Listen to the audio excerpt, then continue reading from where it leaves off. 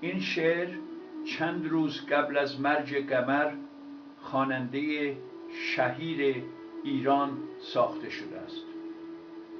خاطره گم شده.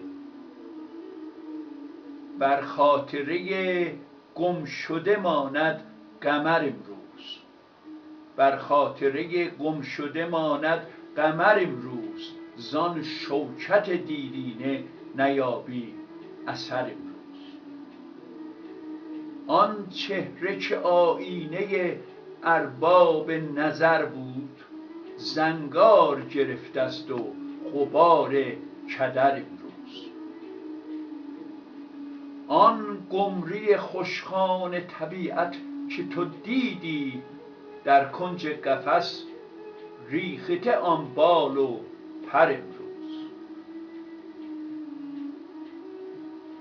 دردا قمر آن گوهر دریای معالی، غرق است به خون جگر و اشک تر امروز.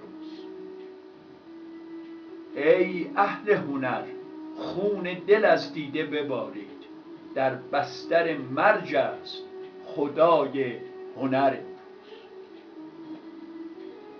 ای بلبل شوریده بکش ناله جانسوز، افتاده هم آواز تو از شور و شر امروز. دردا که دیگر ناله جانسوز قمر نیست، فریاد رس عاشق شوریده سر امروز. آنجا که هنر ملعبه بی هنران است، کس نیست به فکر قمر در بدر امروز. دردا که هنر را دیگر آن فر و بها نیست، بشکسته خزف رونق لعل و گهر امروز. پنهان شده در هاله ای از رنج و کدورت، پنهان شده در هاله ای از رنج و کدورت، بر خاطره گم شده ماند قمر.